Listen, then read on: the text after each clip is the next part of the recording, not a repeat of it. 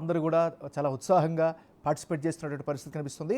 ఉదయం 7 గంటల నుంచే 2 తెలుగు రాష్ట్రాల్లో కూడా పోలింగ్ ప్రక్రియ కంటిన్యూ అవుతుంది. సో చాలా చోట్ల చెదురుమదురు సంఘటనల మినహా చాలా చోట్ల ప్రశాంతంగానే ఓటింగ్ కొనసాగుతున్నటువంటి పరిస్థితి కనిపిస్తుంది. అయితే కొన్ని నియోజకవర్గాల్లో కొన్ని పోలింగ్ బూతుల్లో అయితే ఈవీఎంలు మొరాయించాయి. కొన్ని చోట్ల ఆలస్యంగా పోలింగ్ అయితే స్టార్ట్ అయినటువంటి పరిస్థితి కనిపిస్తుంది. మరోవైపు 2 తెలుగు రాష్ట్రాల్లో కూడా ఉన్నటువంటి రాజకీయ సినీ ప్రముఖులు వారి యొక్క ఓటు హక్కుని వినియోగించుకున్నటువంటి పరిస్థితి కనిపిస్తుంది. అటువైపు జగన్మోహన్ రెడ్డి దంపతులు కావచ్చు, చంద్రబాబు నాయుడు దంపతులు వాళ్ళు మంగళగిరిలో వారి యొక్క ఓటు హక్కుని వినియోగించుకున్నటువంటి పరిస్థితి కనిపించింది. మరోవైపు జనసేన అధినేత పవన్ కళ్యాణ్ తను పిఠాపురంలో నుంచి పోటీ చేస్తున్నప్పటికీ కూడా ఆయన ఓటు మంగళగిరిలో ఉండడంతో మంగళగిరిలో ఆయన ఓటు హక్కును కూడా వినియోగించుకున్న పరిస్థితి. రైట్, ఇప్పటి వరకు కూడా రాష్ట్ర వ్యాప్తంగా ఆంధ్రప్రదేశ్ వ్యాప్తంగా జరుగుతున్నటువంటి పోలింగ్ సరళి ఇప్పటి వరకు జరిగినటువంటి హైలైట్స్ అన్నిటి కూడా ఎక్స్ప్లెయిన్ చేసేందుకు రిపోర్ట్ చేసేందుకు మా రిపోర్టర్ శివ లైవ్లో సిద్ధంగా ఉన్నారు. శివ, చెప్పండి, మీ దగ్గర ఉన్నటువంటి అప్డేట్స్ ఏంటి? రాష్ట్ర వ్యాప్తంగా పోలింగ్ సరళి ఏ విధంగా ఉంది? రైట్, నాగరాజు, మొత్తం మీద చూసుకుంటే ఆంధ్రప్రదేశ్లో ఎన్నికలు చెదురుమదురు సంఘటనలు మినహా ప్రశాంతంగా కొనసాగుతున్నాయి. ప్రధానంగా చూసుకుంటే చిత్తూరు, అన్నమయ్య, కడప జిల్లాలతో పాటు పల్నాడు జిల్లా, కృష్ణా జిల్లాకు సంబంధించి కూడా అక్కడక్కడ గొడవలు జరిగిన పరిస్థితి కనిపిస్తూ ఉంది. తిరుపతి నగరానికి సంబంధించి 1-2 చోట్ల దొంగ ఓట్లు వేసేందుకు వైఎస్ఆర్సీపీ నేతలు అయితే ప్రయత్నాలు చేసిన పరిస్థితి కనిపించింది. అలాగే పల్నాడు ప్రాంతానికి సంబంధించి ముఖ్యంగా మాచర్ల, గురజాల, పెదకురపాడు నియోజకవర్గాల్లో ఉదయం నుంచి కూడా చెదురుమదురు గొడవలు జరుగుతున్నాయి. పోలీసులు లాఠీ చార్జ్ చేసిన సంఘటనలు కూడా జరిగిన పరిస్థితి కనిపించింది. దాంతోపాటుగా చూసుకుంటే కనుక కడప జిల్లాలో చిన్న 1-2 పోలింగ్ కేంద్రాల వద్ద చిన్న వివాదాలు కూడా కొనసాగినాయి. మరొక వైపు కృష్ణా జిల్లాకు సంబంధించి పెనమలూరు నియోజకవర్గంలో కూడా మంత్రి జోగి రమేష్ అనుచరులు అక్కడ ఆందోళన చేసిన ప్రయత్నం చేశారు.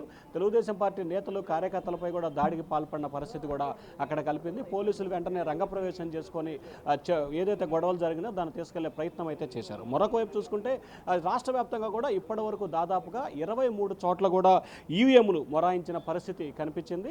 వెంటనే ఆల్టర్నేట్గా 215 ఈవీఎంలని ప్రతి జిల్లా కేంద్రంలో కూడా కేటాయించడంతో కూడా వెంటనే ఆల్టర్నేట్గా వాటన్నిటిని కూడా ఈవీఎంలు తిరిగి వాటి ప్లేస్లో మార్చిన పరిస్థితి కనిపించింది. ఇక ప్రధానంగా చూసుకుంటే కనుక తెనాలి, గుంటూరు జిల్లా తెనాలి నియోజకవర్గానికి సంబంధించి కూడా ఓటు వేసే క్రమంలో కూడా ఓటు వేస్తుంటే ఎమ్మెల్యే ఓటు వేయడానికి వచ్చాడు స్థానిక ఎమ్మెల్యే అన్నాబత్తుని శివకుమార్. ఆయన ఓటు వేస్తున్న క్రమంలో ఒక ఓటరు మీరు కూడా క్యూ లైన్లో ఓటు వేయాలి అని చెప్పి కూడా ఆయనకు సూచన చేశారు. ఆయన సూచనకి చెప్పిన ఓటరుపై కూడా ఆయన తీవ్రస్థాయిలో ఆగ్రహం వ్యక్తం చేశారు. ఆయన పోలింగ్ బూత్లోకి వెళ్ళి ఓటు వేసి తిరిగి వచ్చి ఎవరైతే ఓటర్ ఉన్నారో అతను చెల్లుమనిపించిన సంఘటన ప్రస్తుతం రాష్ట్రంలో హాట్ టాపిక్గా మారింది.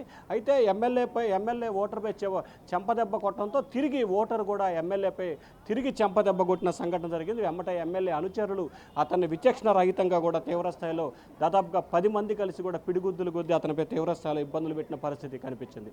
మరొక వైపు తిరుపతి, అన్నమయ్య జిల్లాలకు సంబంధించి కూడా తమిళనాడు, కర్ణాటక రాష్ట్రాలకు సంబంధించిన చాలామంది ఎవరైతే దొంగ ఓట్లు ఉన్నారో వారంతా కూడా ఓటు వేసే ప్రయత్నం చేస్తున్నారు. ఈ క్రమంలోనే దాదాపుగా 10-12 మందిని ఓటర్లను కూడా పట్టుకున్న సంఘటన కూడా కనిపిస్తూ ఉంది. సో ఈ విషయంలో రాష్ట్ర వ్యాప్తంగా కూడా చెదురుమదురు సంఘటనలు అయితే జరుగుతున్న పరిస్థితి కనిపిస్తూ ఉంది.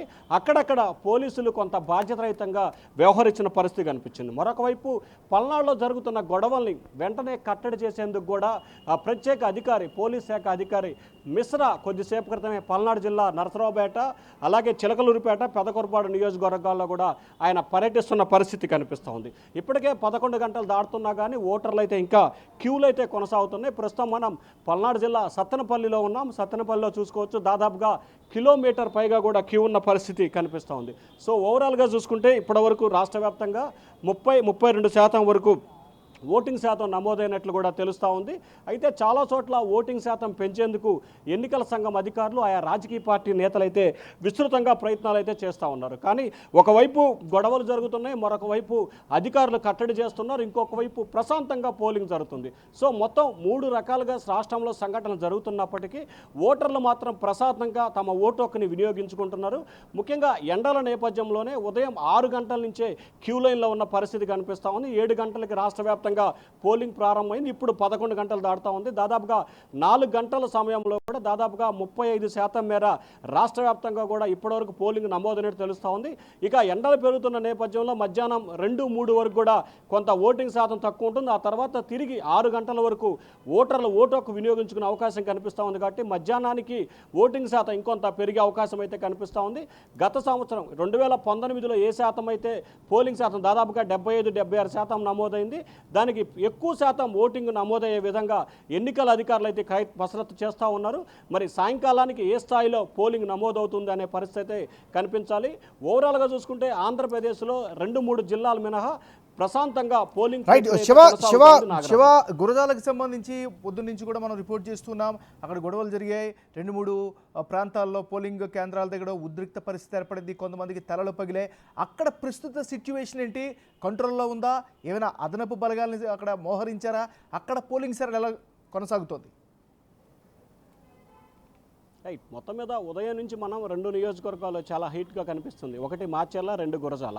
ఈ 2 నియోజకవర్గాలకు సంబంధించి కూడా పల్నాడు ప్రాంతానికి సంబంధించి ఇప్పటికే ఎన్నికల సంఘం ఆ 2 నియోజకవర్గాల్ని చాలా సీరియస్గా కూడా తీసుకుంది. అదనపు బలగాలను కూడా అక్కడ మోహరించిన పరిస్థితి కనిపించింది. ఏదైతే మాచర్ల నియోజకవర్గానికి సంబంధించి కూడా వెల్దుర్తి, దుర్గి, రెండచింతల 3 చోట్ల గొడవలైన వెంటనే పోలీసు అధికారులు జోక్యం చేసుకుని ఇరు వర్గాలను చెదరగొట్టి ప్రశాంతంగా పోలింగ్ ప్రక్రియ అయితే కొనసాగుతోంది. ఇక గురజాలకు సంబంధించి కూడా దాచేపల్లి మండలంలో పలు ప్రాంతాల్లో కేసనపల్లి మిగిలిన చోట్ల కూడా టీడీపీ వైసీపీ వర్గాల మధ్య గొడవ జరిగింది. వెంటనే పోలీసు అధికారులు అక్కడ చేరుకొని ఇరు వర్గాలను చెదరగొట్టడంతో పాటు కొంతమందిని అదుపులోకి కూడా ఇక్కడ తీసుకోవడం జరిగింది. ప్రస్తుతం అయితే అక్కడ కూడా ప్రశాంతంగా పోలింగ్ కొనసాగుతుంది. ఇక పెదకొరబాడు నియోజకవర్గానికి సంబంధించి కూడా చెదురుమదురు సంఘటనలు అయితే జరుగుతున్నాయి. క్రోసూరు, అచ్చంపేట ఈ 2 మండలాలకు సంబంధించి 4-5 చోట్ల గొడవలు జరిగినాయి. పోలీసు అధికారులు వెంటనే వాటిని కట్టడి చేసే ప్రయత్నాలు అయితే చేస్తూ ఉన్నారు. ఎందుకంటే ఇప్పటికే ఉదయం జరిగిన గొడవలను దృష్టిలో పెట్టుకొని పల్నాడుకి ప్రత్యేకంగా పోలీసు అధికారిని ఒకరిని ఎన్నికల పరిచయలు కూడా నియమించడంతో పాటు 12 అదనపు బలగాల్ని కూడా అంటే దాదాపుగా 120 మందిని బలగాల్ని కూడా పల్నాడు కేటాయించారు. ఈ 120 మంది కూడా మాచర్ల, గురజాల, పెదకొరపాటికి ఒక్కొక్క నియోజకవర్గానికి 40 మంది చొప్పున అదనంగా బలగాల్ని పంపించినట్లు కూడా తెలుస్తూ ఉంది. సో ఉదయం జరిగిన గొడవల తర్వాత ప్రస్తుతం అయితే మాత్రం పల్నాడులో 1-2 చోట్ల తప్ప కేవలం గురజాల నియోజకవర్గానికి సంబంధించి ఎక్కడా కూడా తర్వాత లేవు, 10 తర్వాత. అలాగే మాచర్లకు సంబంధించి ఒక వెల్దుర్తి మండలంలో చిన్న గొడవలు జరిగినట్లు కూడా తెలుస్తూ ఉంది. మరొక వైపు పెదకొరపాడు నియోజకవర్గం కూడా ప్రస్తుతం అయితే ఒక గ్రంథిసిరి, క్రోసూరు మండలంలో కొద్దిసేపు క్రితమే గొడవలు జరిగినాయి. తాజాగా నరసరావుపేట నియోజకవర్గానికి సంబంధించి కూడా 2-3 గొడవలు జరుగుతున్నాయి. నరసరావుపేట ఏదైతే ఉందో నరసరావుపేటకు సంబంధించి కూడా కేసానపల్లి అలాగే కొన్ని గ్రామాలకు సంబంధించి వైఎస్ఆర్సీపీ నేతలు వన్ సైడ్గా సైక్లింగ్ చేస్తున్నారని చెప్పి కూడా ఫిర్యాదు చేయడం జరిగింది ఈసీకి. దానిపై ఈసీ కూడా చర్యలు తీసుకునే అవకాశం కనిపిస్తూ ఉంది. ఎందుకంటే దానిపై ఏం జరిగిందనే విచారణ కూడా కొనసాగుతోంది. మరొక వైపు నరసరావుపేట ఎమ్మెల్యే గోపిరెడ్డి శ్రీనివాసరెడ్డి ఎన్నికల నియమావళికి ఉల్లంఘిస్తూ దాదాపుగా 10-15 వాహనాలని కాన్వాయిస్తూ ఓటర్లని భయభ్రాంతులకు గురి చేసే ప్రయత్నాలు చేస్తున్నారని చెప్పి కూడా తెలుగుదేశం పార్టీ నేత దేవినేని ఉమా కొద్దిసేపటి రాష్ట్ర ఎన్నికల కమిషన్కి లేఖ రాశారు.